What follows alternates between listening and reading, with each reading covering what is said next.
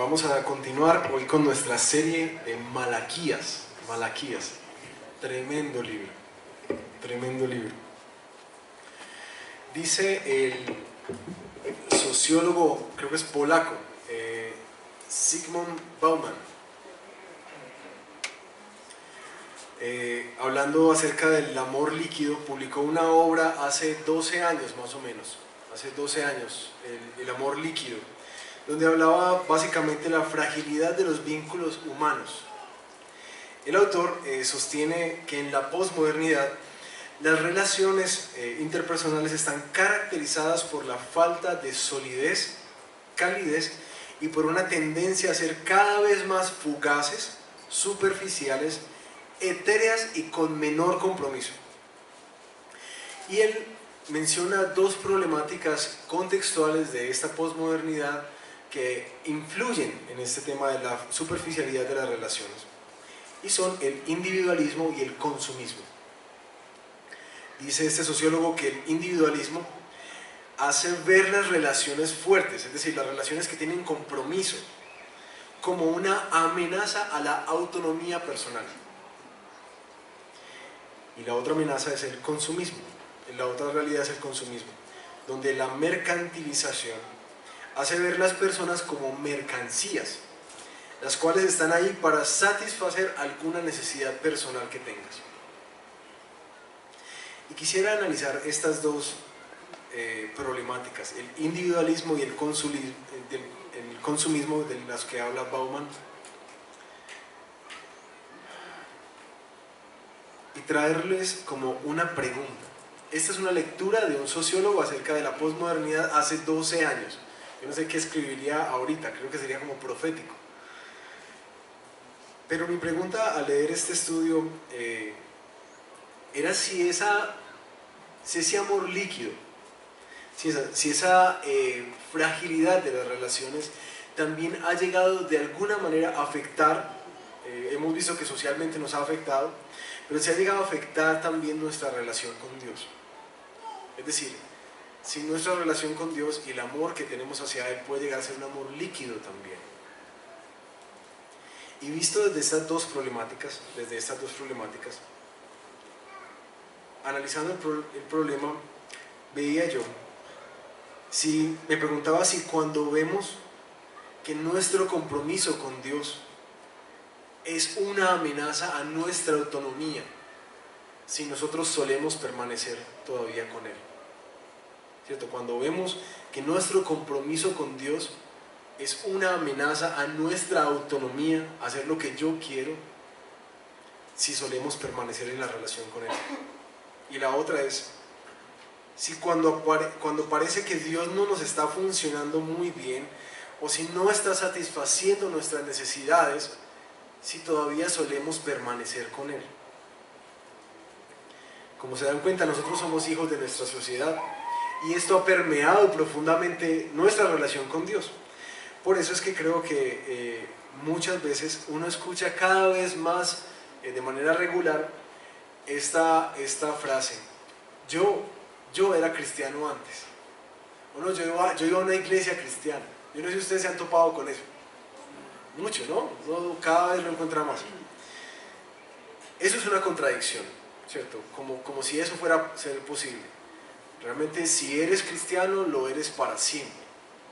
Si no lo eres o afirmas que lo fuiste, es que realmente nunca fuiste, ¿sí?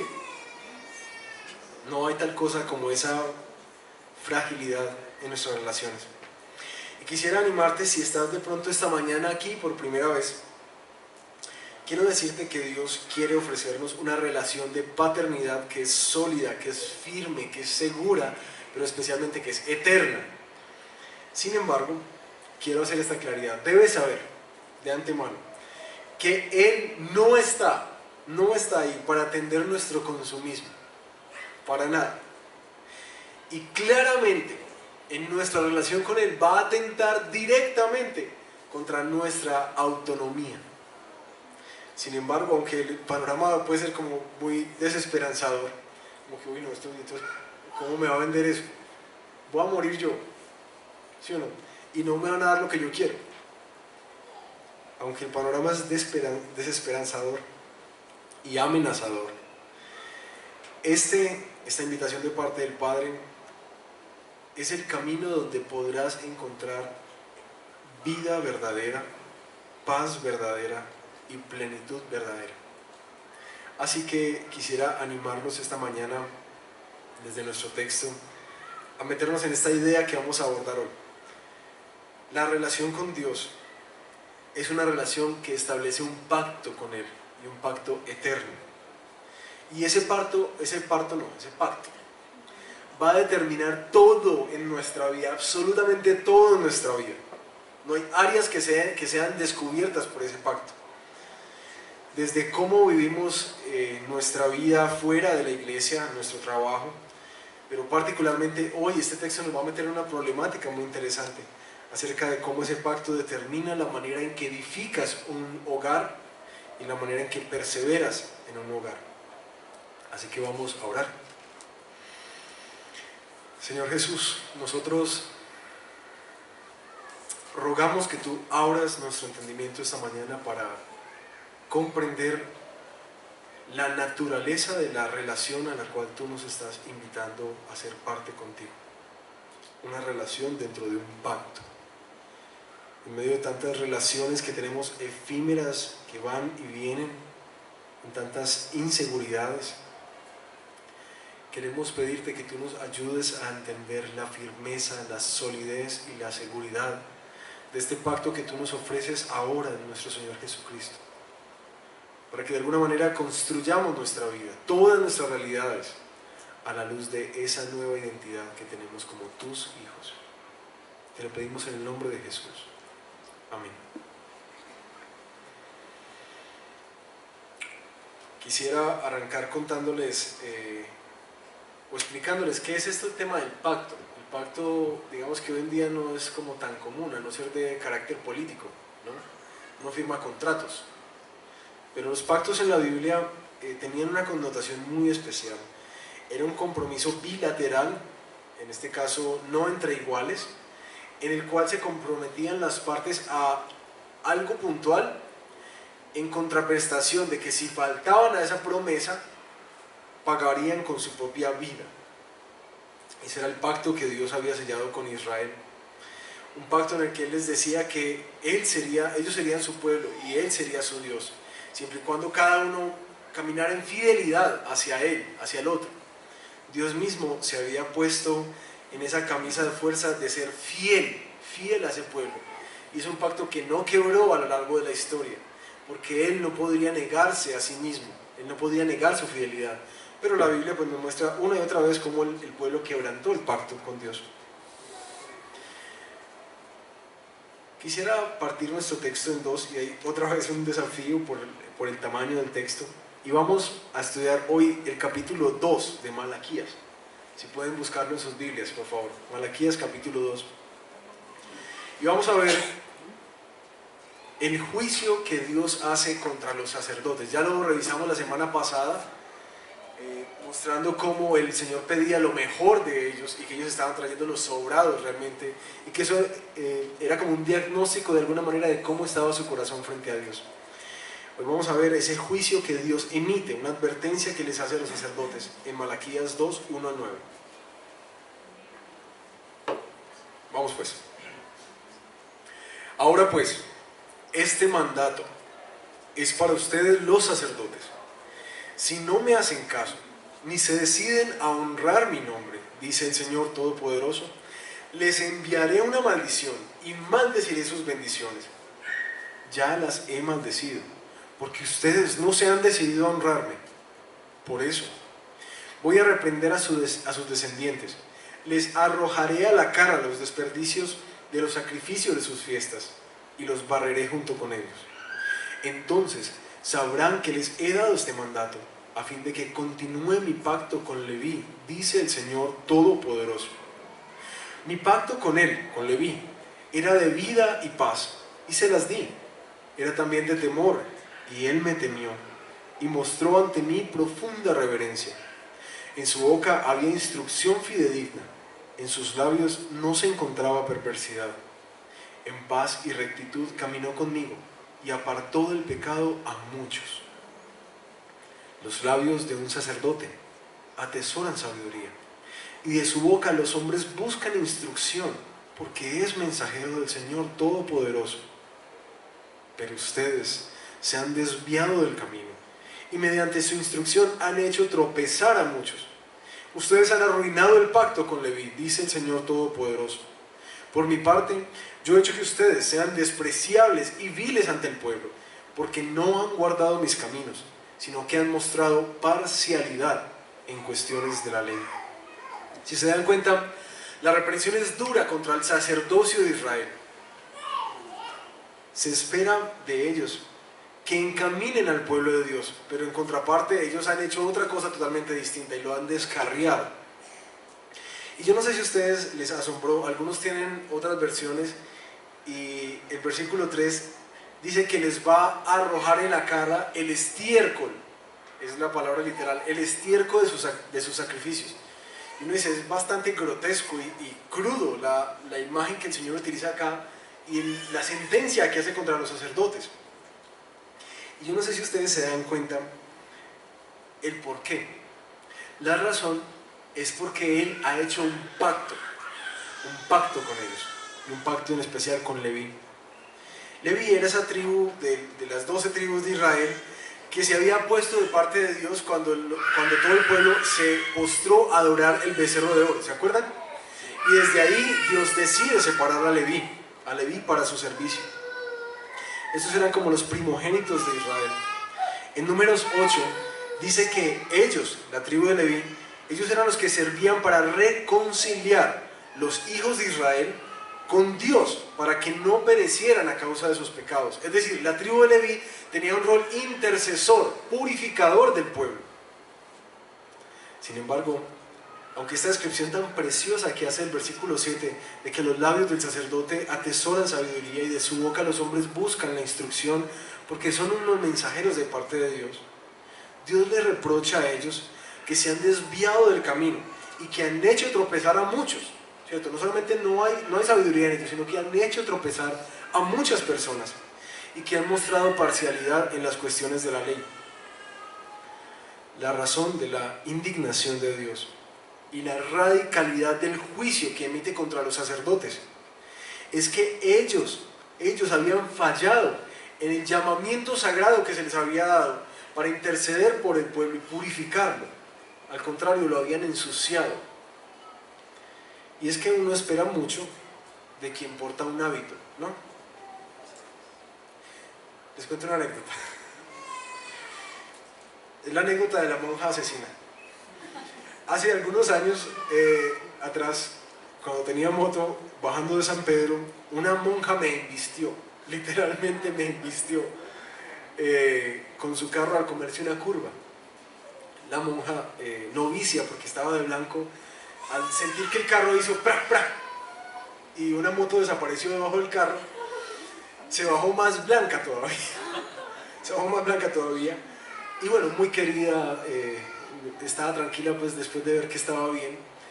Pero algo que pasó fue en el juicio, ¿cómo se llama? La audiencia, la conciliación, que lo invitan a uno al tránsito, no lo invitan, lo mandan a uno al tránsito.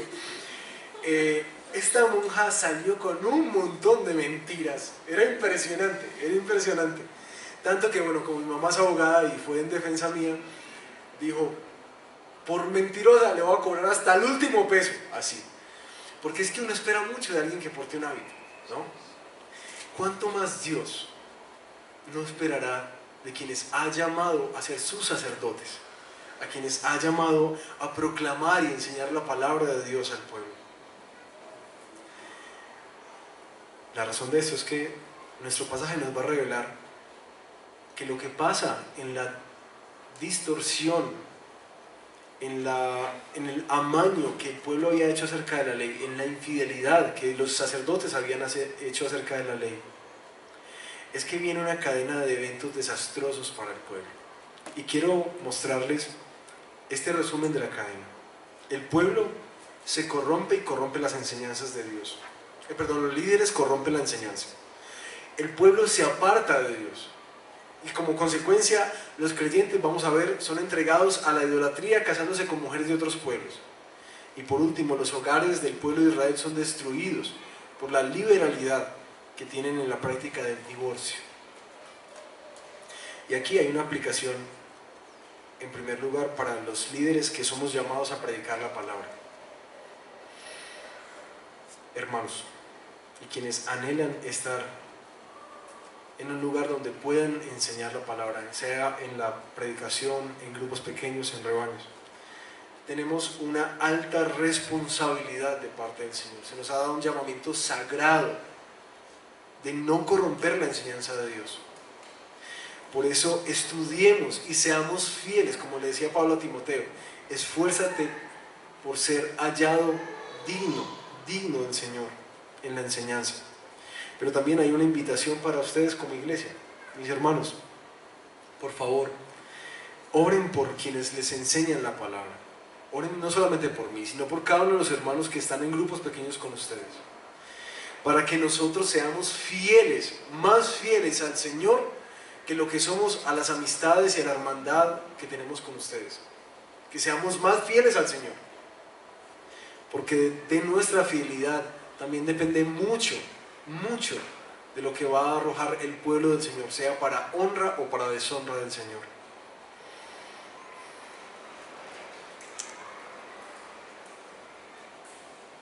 De ahí, de la corrupción de los hermanos, de los sacerdotes, viene una cadena que se desenlaza en medio del pueblo. Y aquí vamos con nuestro texto en Malaquías, capítulo 2, en los versículos que siguen, versículos 10 al 16. Ábranlo, por favor.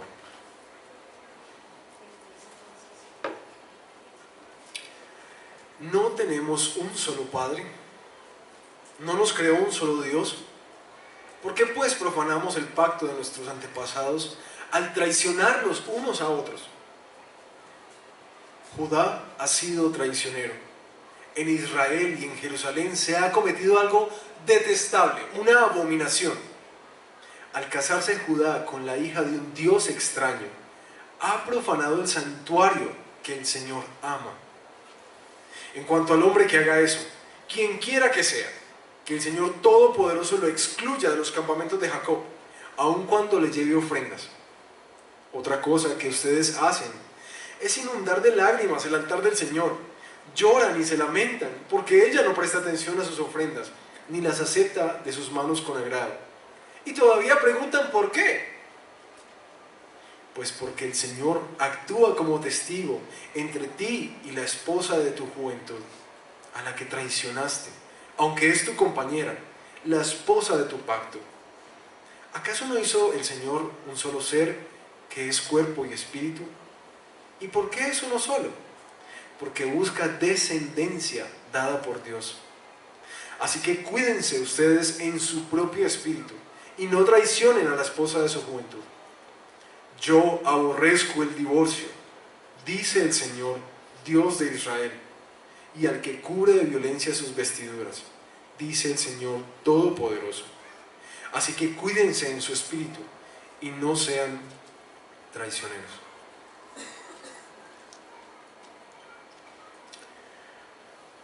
¿No tenemos un solo Padre? Aparece un alegato de Dios contra el pueblo. Básicamente había dos formas en que el pueblo estaba deshonrando el pacto con Dios. ¿Se acuerdan? Por eso era tan importante entender el pacto. Era algo que los hacía exclusivos de Dios. Determinaba todo lo que ellos eran y hacían. Eran exclusividad de Dios. Por eso no se esperaba nada más de ellos, sino que fueran fieles a Él. Y quizás para ayudarnos a entender un poquitico, uno dice, no, pues este Dios como tan celoso, pues. Yo no sé si ustedes se han dado cuenta, por ahí han rodado una imagen de un distribuidor de Pepsi tomando Coca-Cola. ¿Sí han visto eso? ¿Y por qué es como jocosa la imagen? Porque uno espera fidelidad a la marca, ¿sí? Me decía mi esposa en estos días, ¿ves? Eso pasa también en los restaurantes, donde te venden Pepsi no te venden Coca-Cola. Es solo productos Postobón o los productos de Coca-Cola, no más. pero hay como un tipo de exclusividad. Mis hermanos, si en esas trivialidades de la vida hay exclusividad, ¿cuánto más en el pacto que hemos hecho con el Señor? Para que no se asombren como esta exclusividad que hace Dios aquí, esta marca. El pueblo ha deshonrado a Dios en dos cosas. Una, en los matrimonios mixtos, es decir, quienes se casaron por fuera del pueblo de Israel.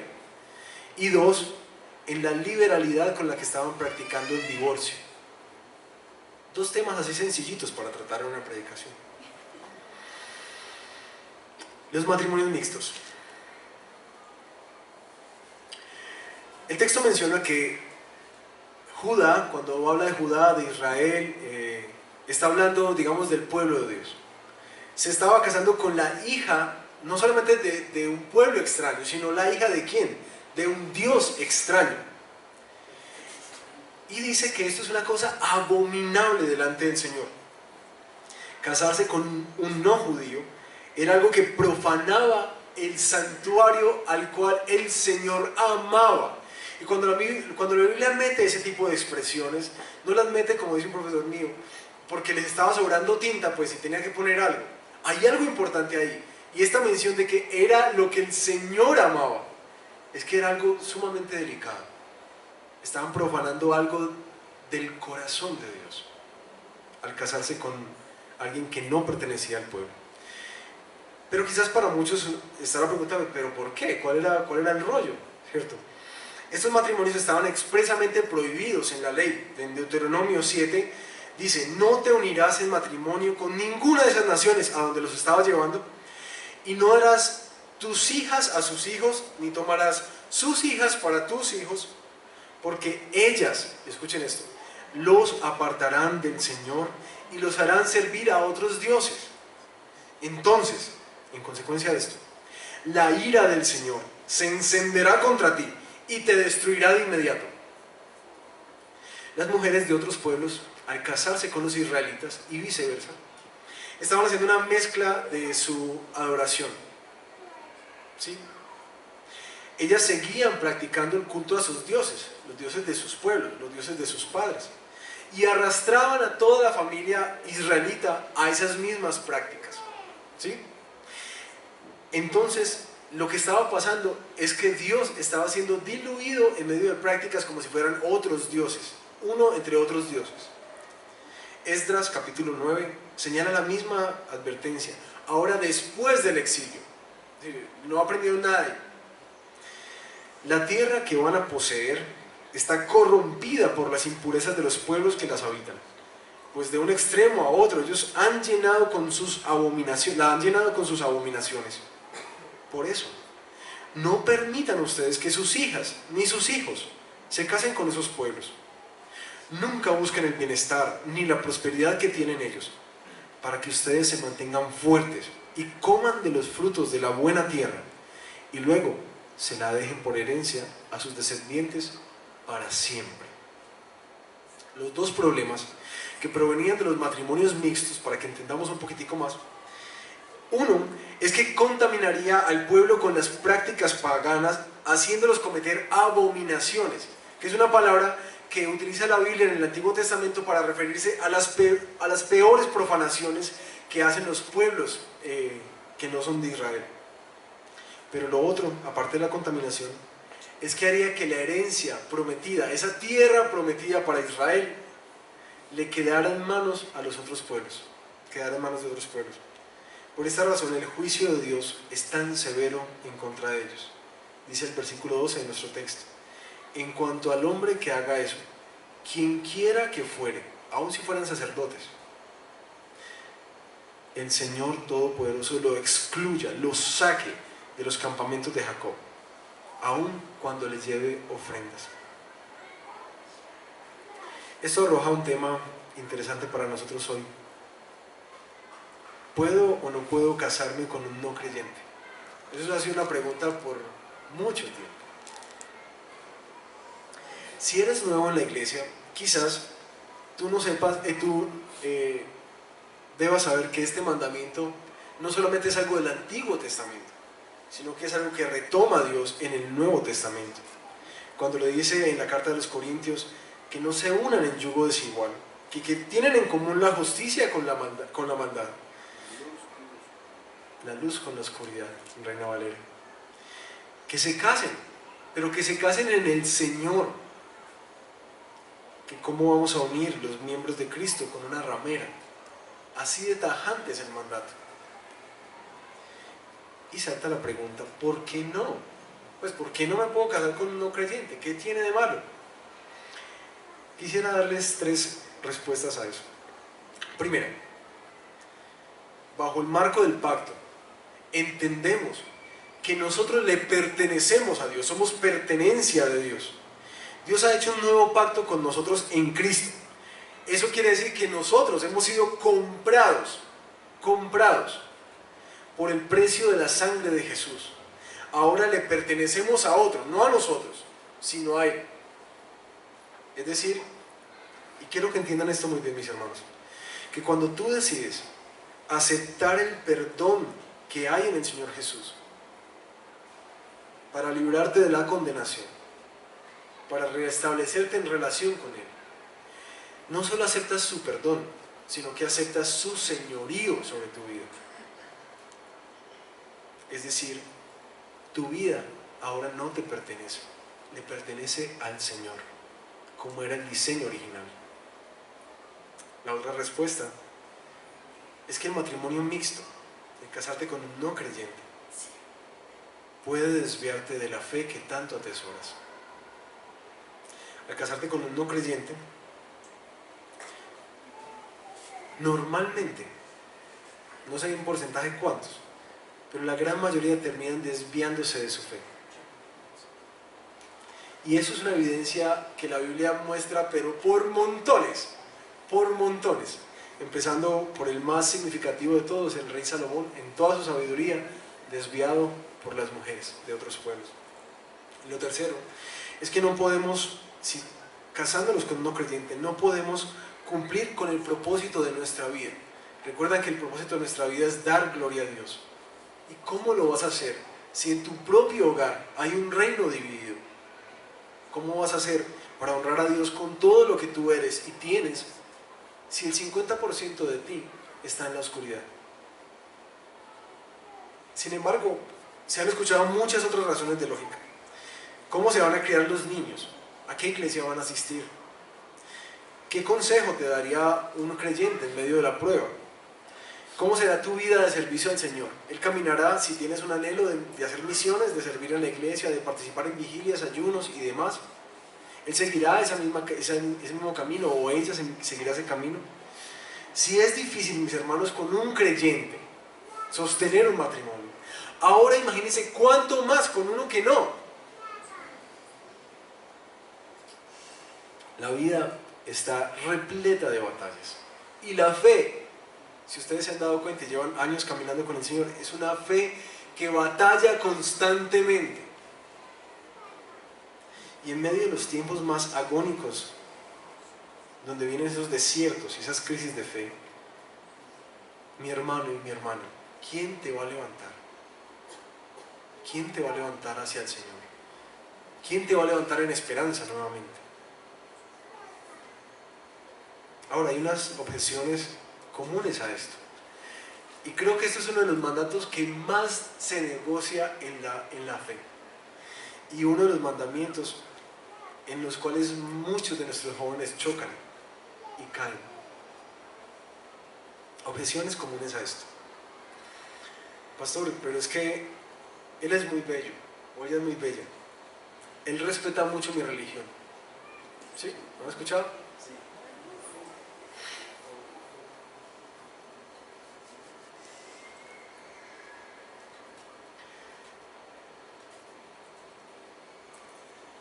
Quiero ser prudente y amoroso, pero al mismo tiempo fiel con esto. Mi hermano o mi hermana, si tu relación con el Señor es una religión, pues entonces bien puedes casarte. Es decir, si tú eres un cristiano nominal, que asiste esporádicamente a la iglesia, en la cual el Señor de alguna manera no juega un papel representativo en las decisiones que tomas, si Él no es el Señor de tu vida, sino un colaborador, si lo que vives con Él no es una relación de sumisión y sujeción, sino una religión, pues entonces bien puedes casarte.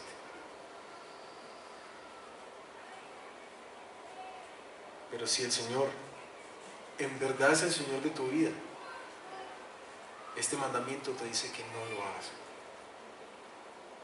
Otra objeción: pastor, pero yo lo puedo convertir. Yo he escuchado de esos casos que han pasado.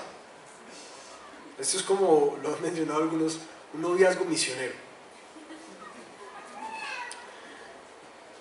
Y dice un autor: la salvación de un incrédulo es una cosa que puede pasar,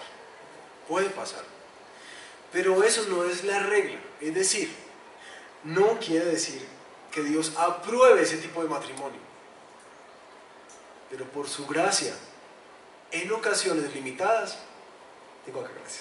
en ocasiones limitadas, por su gracia lo hace, pero no es la regla. Dios no aprueba ese tipo de uniones. Otra objeción que me han hecho: pero es que si usted viera, es perfecto, es decir, es casero, trabajador, si viera cómo trata a la mamá, participa en misiones, construye un techo para tu país, hace misiones afuera, él es muy buen hombre, pero no es cristiano. O la otra, es que él o ella es muy espiritual, Y mis hermanos, yo quisiera llamar la atención a que tengan cuidado con la espiritualidad y la moralidad. Una persona espiritual, sea católica, sea cristiana, sea judía, no es lo mismo que ser creyente. Y una persona que moralmente se comporte bien y que sea intachable en su moralidad y en su ética, no necesariamente implica que es creyente. Y más aún todavía para las mujeres y hombres creyentes solteros acá: el hecho de que vaya a una iglesia cristiana no hace a nadie creyente. Por favor. Por eso a las jóvenes que pastoreábamos en el poblado, yo les decía una sola cosa: mira, busca a alguien que te dé evidencias de que ama al Señor, de que ama profundamente al Señor. Ese es un creyente, ese que determina toda su vida por el Señor Jesús y que se ha resuelto en seguirlo en todos sus caminos. Eso es un creyente. Pero no te distraigas en que es muy bonito, que te trata muy bien, que es muy correcto, que es que va a misa cada 8 días. No te distraigas en que viene a la iglesia cristiana, porque muchos no son creyentes. Muchos dentro de la iglesia no son creyentes, sino que son creyentes nominales. Así que si estás buscando un prospecto de esposa o de esposa o de esposo, busca que sea un hombre, una mujer que te dé evidencias de que ama al Señor, que el Señor es el centro de su vida, y no te bajes de ahí, no te bajes de ahí. Pero la última objeción que quizás he escuchado y más común cada vez es: bueno, ¿y con quién pues? Si no es que hay poquitos, es que son muy feos. No aquí, en otra iglesia,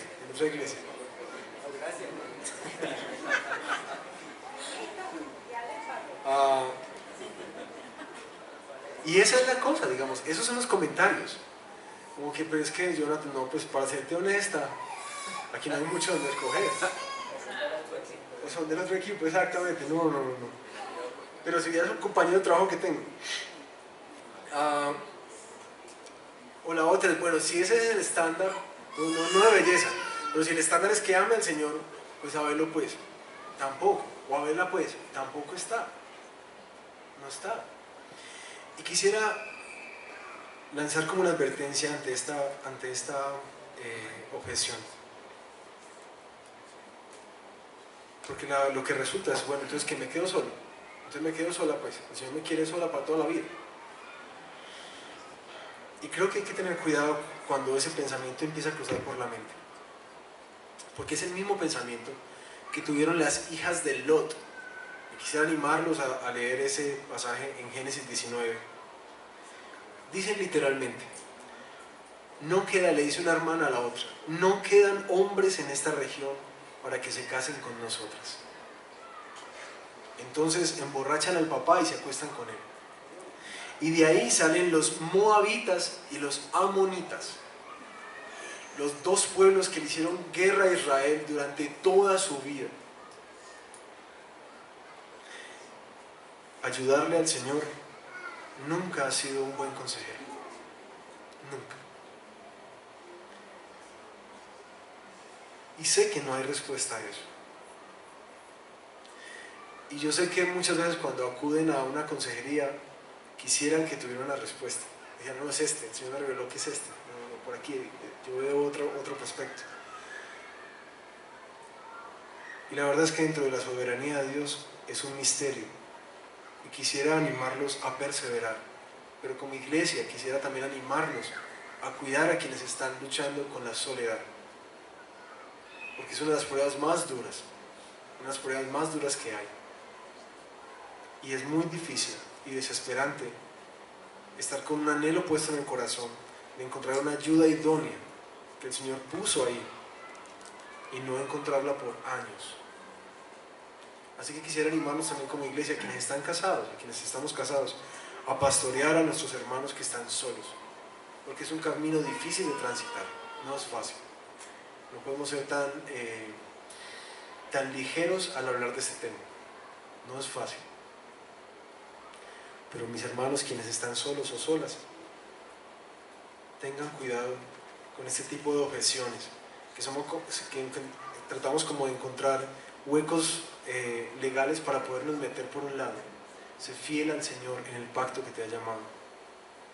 Pero una pregunta que levanta esto es: ¿qué hago si yo conocí al Señor después, ya cuando estaba casado o casada? Y para ellos, si de pronto hay alguno aquí, quisiera animarlos a leer 1 Corintios 7, en el versículo 12, en donde Pablo dice: no te divorcies de ellos, ¿cierto? Si él no te está diciendo eso, no te divorcies de ellos. Porque ¿qué sabes tú, mujer o hombre, si salvarás a tu esposo o a tu esposo? No te divorcies de ellos. Y repite lo mismo en 1 Pedro 3, animándonos a algo mucho más grande. Esposas, estén sujetas a sus esposos, de modo que si alguno de ellos no cree en la palabra, puedan ser ganados más por el comportamiento de ustedes que por sus palabras. Es un ánimo entonces a perseverar. El otro flagelo en el que se ha deshonrado al Señor es el divorcio, y es un tema más espinoso aún para nosotros.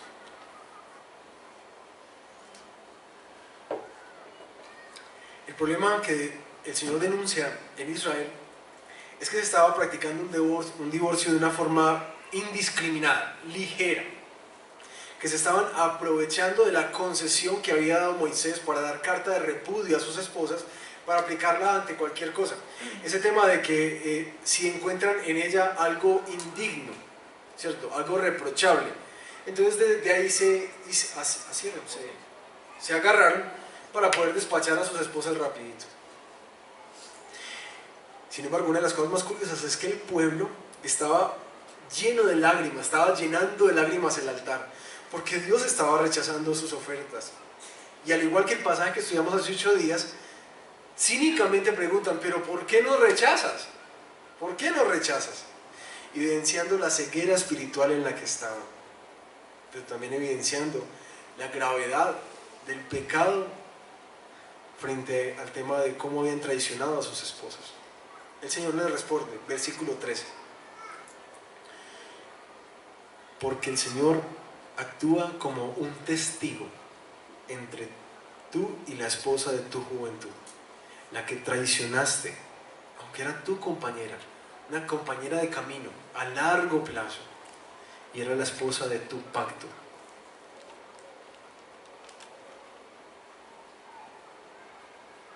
El matrimonio, según este texto, es también un pacto, del mismo orden que estábamos explicando el pacto con el Señor. Hace unos años atrás, estaba dirigiendo un ayuno en la iglesia, y se me acerca una hermana, una señora ya de edad, me dice: ay, Jonathan, estoy pero feliz, estoy con un gozo dentro de mi corazón. Es que el Señor es muy bello, y yo madrugué hoy a las 6 de la mañana para darle gracias, para bendecirlo, para adorarlo, porque Él por fin me dio libertad. Y yo, pues ante tanta cosa, yo le pregunté, y yo, oye, ¿qué pasó? Me dijo: es que por fin me divorcié de mi esposo. Yo me quedé en una sola pieza. Y yo, ¿cómo así? Si yo vengo a agradecerle porque me quitó ese yugo pesado de tantos años de soportarlo. Por fin ya me firmó los papeles y vengo a agradecerle al Señor. A ese grado de distorsión había llegado el pueblo. Y no es allá, es acá. Y la verdad es que siento que muchos creyentes tienen ese mismo pensamiento. Como que el Señor no puede querer para mí que yo viva una vida así, tan triste, tan amargado o tan amargada. El Señor no puede querer eso. Por eso el Señor va a avalar mi divorcio. Quizás por eso las cifras en Antioquia aumentan tanto. Dice en un estudio del 2016, por cada 3 matrimonios hay un divorcio. Y las estadísticas arrojan que la gente se divorcia cada vez más y se casa cada vez menos. Conclusión a futuro: familia desaparecerá. De hecho, estudiando un poquitico, investigando, que me gusta cada vez que hago una predicación mirar como qué pasa en el entorno, encontré una aplicación, Divorcio Online. Increíble. Tú mandas los certificados de nacimiento, los registros civiles de nacimiento, el contrato de matrimonio, y en 20 días está solucionada tu situación legal, jurídica. Increíble. La facilidad y la ligereza con la que se trata el matrimonio en nuestro tiempo. Y muy triste que el sagrado pacto del matrimonio, como se ha contemplado por años, ha caído en un desmérito tan bajo. Para entender por qué el Señor es entonces tan radical también con el tema del divorcio, hay que entender cuál es la naturaleza del matrimonio y cuál es el propósito del matrimonio. Y quiero mostrarles estas dos cosas rápidamente. La naturaleza del matrimonio. El matrimonio es un pacto. Un pacto. Eso quiere decir que es un pacto a perpetuidad. Es decir, la Biblia no contempla el tema de que un pacto, de que un matrimonio se diluya, sino que está hecho hasta que la muerte los separe. Así lo diseñó el Señor. Y a pesar de que en Mateo 19, cuando los fariseos le preguntan a Jesús, bueno, ¿y tú qué dices del divorcio? Él les dijo, en el principio no fue así. Pero Moisés les dio una concesión para poderse divorciar, una carta para poder repudiar a sus mujeres, a causa de la dureza de sus corazones, de lo obstinado que ustedes son. Eso no fue una ley, eso fue una concesión. Pero otro que nos dice es que es un pacto, y cuando Dios se pone como testigo, dice que este pacto no es un pacto entre 2 personas, sino entre 3 personas. El pacto matrimonial es un pacto en el cual Dios no solamente opera como testigo y garante de la unión, sino que también es aquel ante el cual la pareja va a rendir cuentas acerca de su matrimonio. Y aplicándolo eso en la consejería, quiere decir que cualquier decisión que tú quieras tomar al respecto de tu matrimonio, la tienes que consultar con Dios, porque tú hiciste un pacto, fue con Él, no solamente con el que tienes al lado, o la que tienes al lado, con Él.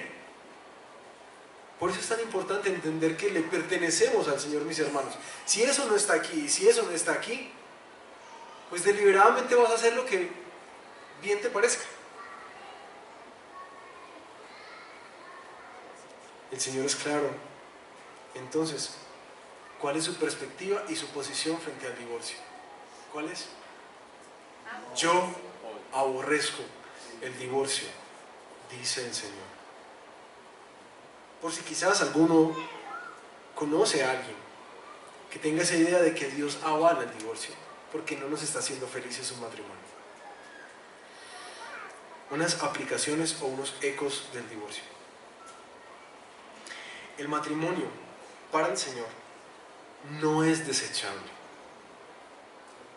Y aunque sí dio concesiones para que pudieras divorciarte, como en el Sermón del Monte, cuando Jesús dice que a no ser por infidelidad, ese nunca fue su diseño. Y sé que quizás habrá algunas objeciones acerca de, bueno, pero sí, Jonathan, ¿qué pasa con las personas que sufren maltrato? O las personas que una y otra vez sufren infidelidades. Y creo que esos son casos que necesitan ser tratados aparte. Y yo te animaría, si de pronto tú o alguien, o conoces a alguien en eso, le animaría a que buscara consejo al respecto. Pero un consejo bíblico. Porque sí hay algunos límites y algunas decisiones que se tienen que tomar antes del divorcio. Pero quizás para quienes dicen, ah no, pero es que la Biblia me dijo que la infidelidad, y entonces ya. Recuerden, eso fue una concesión, eso no fue una orden, no fue como que, ah, no, si fueron infieles, entonces divórciate. Porque mis hermanos, quizás, la forma más preciosa de mostrar el Evangelio sea a través del perdón. Y uno necesita preguntarse, ¿qué hablará más y qué honrará más el sacrificio de Jesús? Que yo deje a esta persona que me faltó, o que yo perdone a esta persona como fui perdonado. Y sé que hay un camino muy largo entre esta decisión y esta otra. Es muy largo el camino. Pero quiero invitarlos a hacer esa consideración. Y dentro de nosotros hay testimonios de eso. Dentro de la iglesia cristiana hay muchos testimonios de eso. De cómo el perdón ha afirmado un matrimonio hacia el futuro.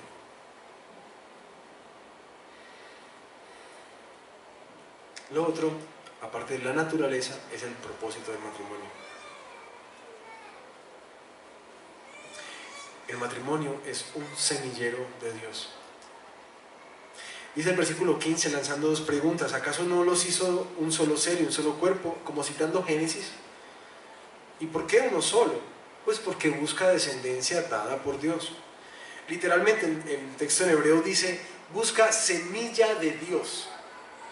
Por eso quizás la nueva traducción viviente lo traduce como que de esa unión lo que Dios quiere es hijos que vivan para Dios.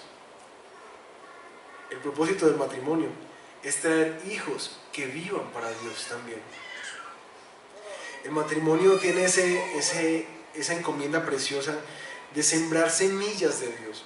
Hijos que se levantan con una comprensión tan clara acerca de su cosmovisión de la vida, en que le pertenecen al Señor, que aprenden a caminar en todos sus caminos, a atesorarlo en su corazón y vivir para su gloria. Los matrimonios mixtos no permitían esto, porque los hijos eran criados en dos religiones distintas. Y creo que esto trae una agenda para nosotros como papás.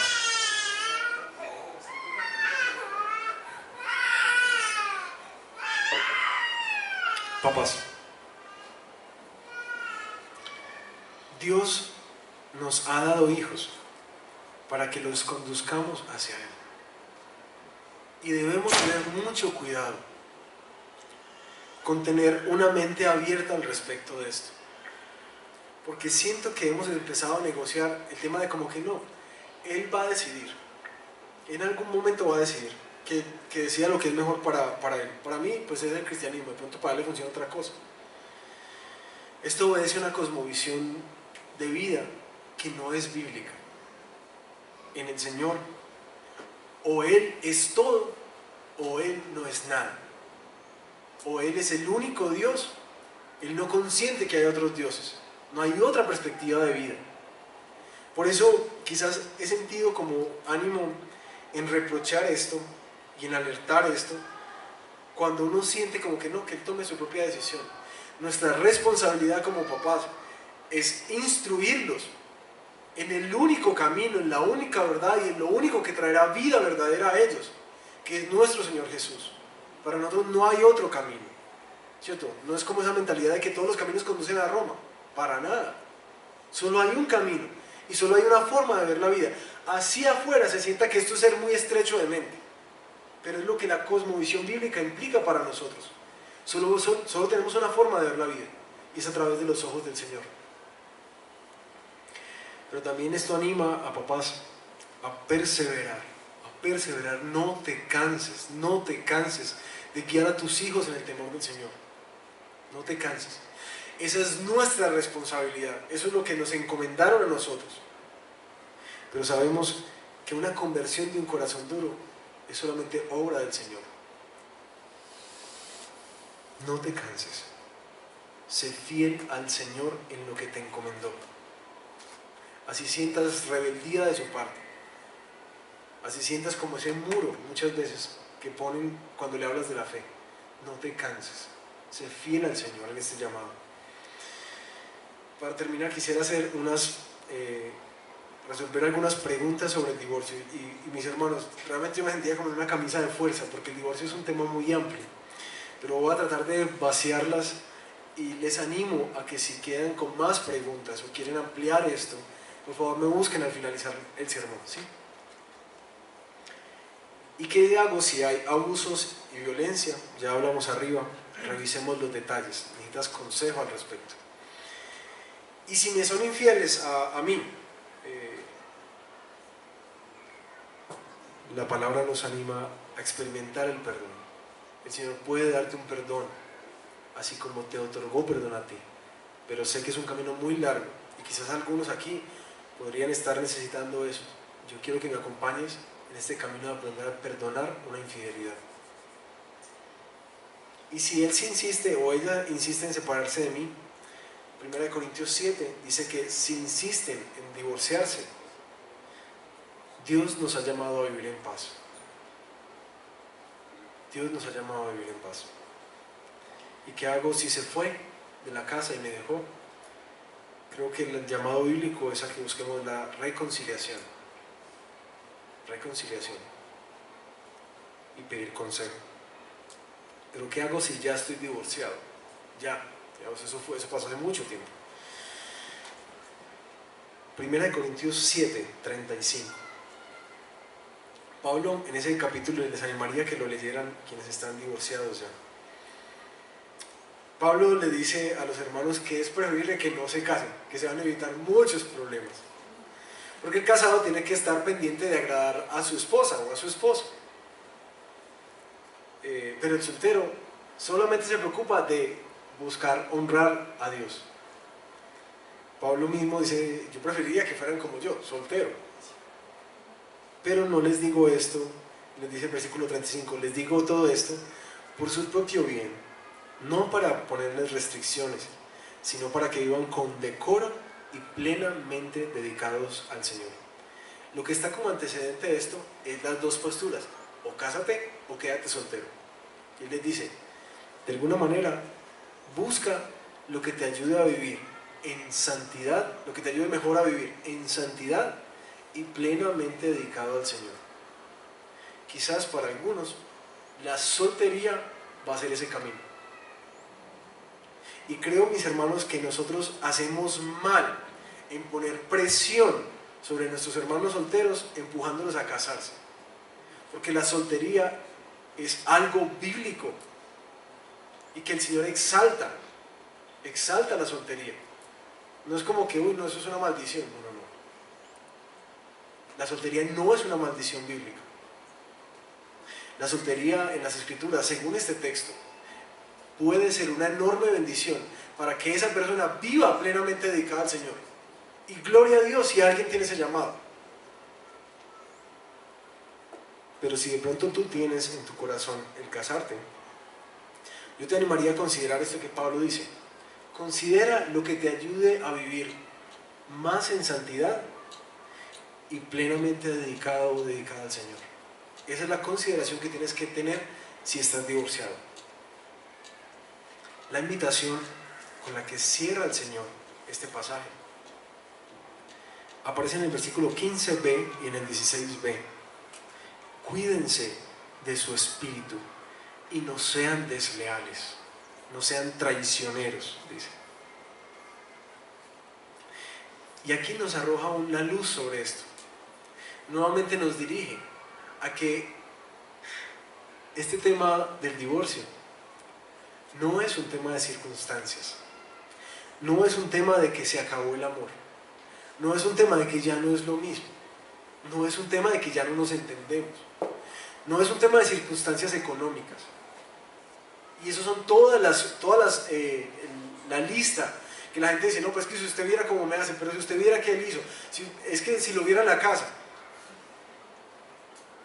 Este texto nos dice, ten cuidado de tu espíritu. Porque ¿dónde radica el problema? Ahí. Es lo mismo que Jesús les dijo a los fariseos en Mateo 19. Es a causa de la dureza de sus corazones.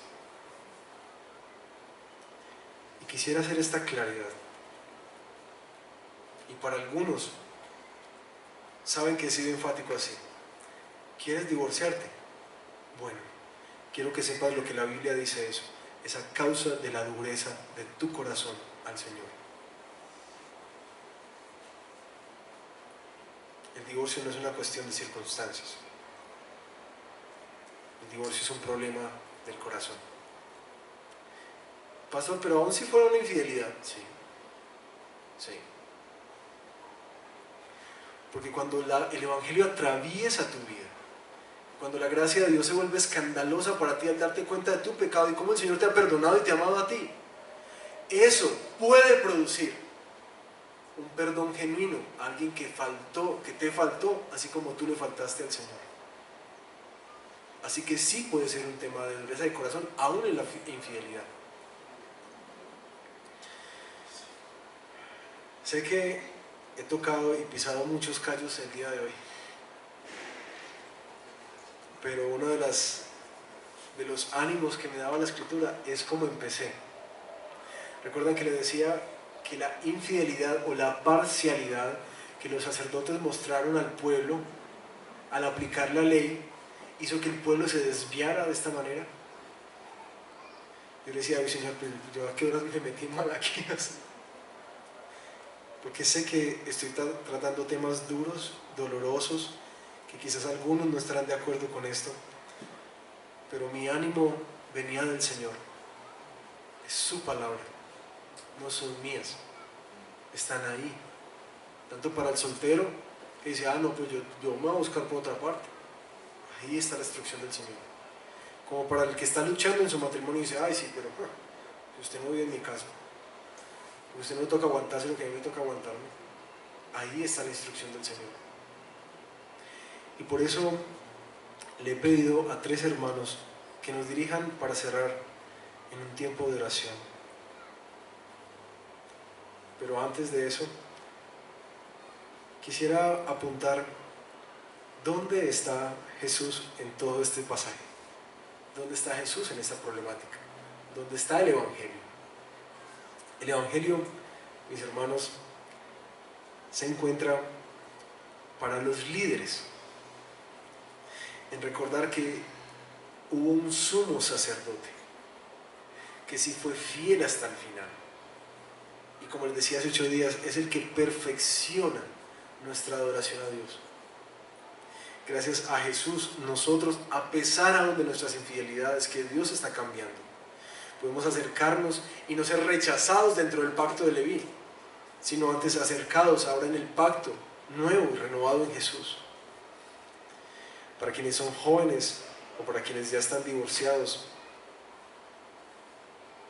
y están con la idea de encontrar una pareja, una ayuda idónea para ellos, quizás para quienes están batallando con la soledad, el Evangelio nos dice que en Él nosotros estamos completos, dice Colosenses. Nosotros estamos completos en Cristo, como quien no le hace falta nada, y que uno puede experimentar la plenitud y la llenura de parte de Dios.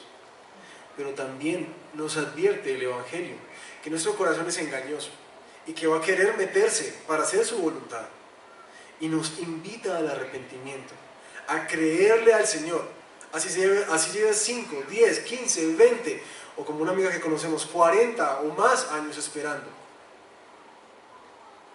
Sé fiel al Señor, y creo que tú puedes experimentar una plenitud que quizás un hombre o una mujer casada no puede experimentar, porque el Señor viene a llenar completamente algo en tu vida.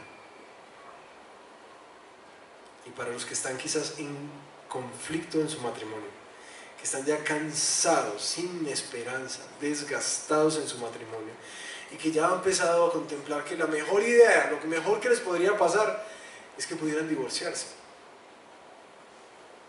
Yo quisiera animarlos a contemplar esta invitación del Evangelio, que el tema no son las circunstancias, que el tema es el corazón, que cuando dijiste acepto, le dijiste acepto a otro pecado, y eso complica la trama, porque tanto tú como él son pecadores.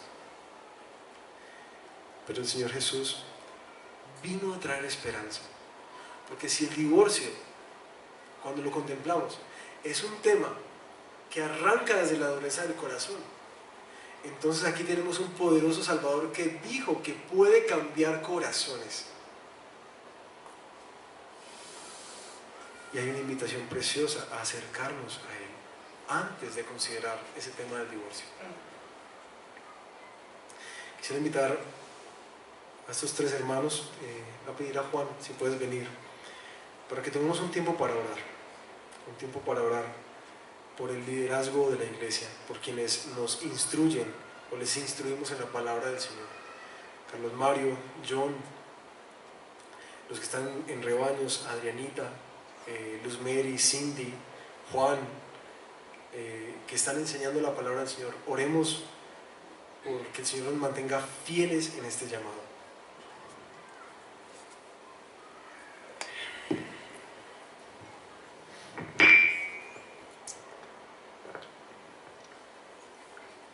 Señor, queremos poner delante de ti a los hermanos a los cuales les has delegado la preciosa tarea de instruir a tu pueblo y de instruir mediante tu palabra.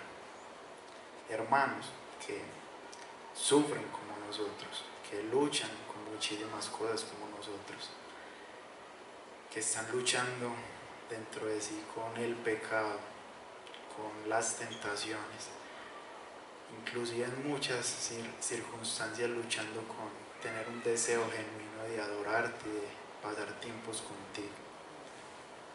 Todo esto que vive todo el creyente, más la responsabilidad de presentar la palabra del Señor de forma fiel, esforzada, rigurosa.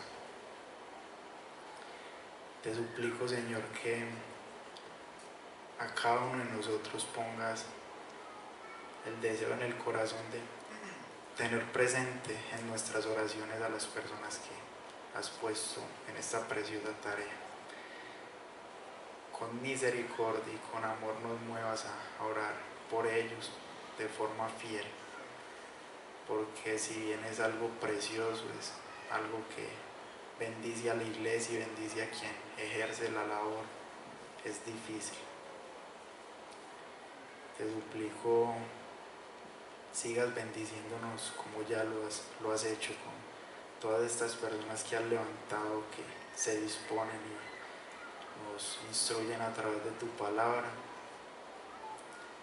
y que siga siendo algo esencial en nuestra iglesia, que antes que pensar en programas, antes que pensar en logística, antes que pensar en estética, que todo es importante, pensemos en predicar de forma fiel la palabra del Señor y jamás dar una enseñanza moralista en la que desconozcamos la gracia y el poder del Evangelio, que es en esencia lo que transforma. Te pedimos todo esto en el nombre de Jesús. Amén. Un momento para orar por aquellos que están con el ánimo y la espera de una ayuda ideal, de un compañero, compañera, pero también de aquellos que están solos, que están divorciados y que aún esta idea de casarse nuevamente está en la mente. Le he pedido a Cindy si puede venir a orar por nosotros como iglesia, entendiendo que El Señor es suficiente, que podamos ser guardados en fidelidad a Él, más que a nuestros deseos. Amado Dios, grande y maravilloso eres. Gracias por nuestra vida, Señor. Y ante ti coloco, Señor, todos los hermanos que estamos en soledad, que en uno u otro momento de la vida tenemos días oscuros y grises, sin esperanza, Señor, pero que a ti llegamos para que seas tú la llenura de nuestra vida, que nos ayudes a levantarnos en cada una de las batallas que podemos enfrentar, teniendo la esperanza que tú eres el Rey de Reyes, que tú eres nuestra compañía, nuestra alegría, y que tú puedes llenar cada vacío que hay en nuestro corazón. Que esa esperanza, Señor, sea el reflejo cada día para servirte con todo nuestro corazón. Que nuestros tiempos contigo sean tiempos en que tú nos hables para servirte y obedecerte. Que en medio de la dureza de nuestro corazón, tú quebrantes ese corazón y nos des la tranquilidad y el gozo en ti. Que nos permitas guardarnos y cumplir tus leyes y mandatos, que son el deleite en nuestra vida. En el nombre poderoso de Cristo Jesús. Amén. Por último, vamos a orar por los matrimonios en la iglesia. Le pido a Carlos Mario si puede venir a orar por nosotros. Que en medio de la desesperanza, del conflicto y del cansancio que muchos han experimentado por las circunstancias difíciles que atraviesa un matrimonio, puedan tener esperanza en aquel que puede cambiar el corazón. Señor, yo quiero esta tarde darte gracias por cada uno de los matrimonios que estamos presentes y aún por los que hoy no asistieron a esta celebración. Con gratitud, ver cómo a través del tiempo y frente a las dificultades que hemos transitado como parejas, tú nos has sostenido. Quiero poner delante de ti los que a raíz de nuestra dureza de corazón hemos albergado y pensado algún momento de ese caminar en el divorcio como una opción de vida. Quiero pedirte perdón y quiero clamar por cada uno de mis hermanos que han pensado, hermanos y hermanas que han pensado de esta manera, a invitar y a invitarlos a que nos abracemos de esa esperanza que tenemos en Jesús como nuestro Señor y Salvador, que Él nos ayudará y nos sostendrá nuestros matrimonios aún en medio de las dificultades. Tenemos ese convencimiento y esa fe que solo Él podrá sostener nuestros matrimonios hasta el final, y esa es la esperanza que hoy nos alberga. Clamo porque esta verdad sea puesta en nuestro corazón y es ella la que nos va a sostener, ese poder de nuestro amado Señor Jesucristo. También clamo por aquellas parejas que están pensando en la idea del matrimonio, que tengan clara la idea de lo que es este pacto con el Señor. En el nombre de Jesús te he orado. Amén. Señor, gracias por tu palabra. Gracias porque aunque es gruesa y pisa de manera intencional tantos callos en nuestra vida, es un regalo, Señor. Es un regalo porque estás depurando tu pueblo, estás limpiándonos a través de ella, estás renovando nuestra mente y nuestro corazón para que cada vez más pensemos como tú. Gracias por este libro de Malaquías que ha sido confrontador, pero también, Señor, que nos ha hecho más a tu imagen. Y oro que la esperanza, Señor, de aquel que cumplió completamente con el pacto, nuestro Señor Jesús, anime nuestro corazón en saber que Él también terminará esa obra que se ha prometido hacer en nosotros. Te bendecimos y te adoramos, Señor, en el nombre de Jesús.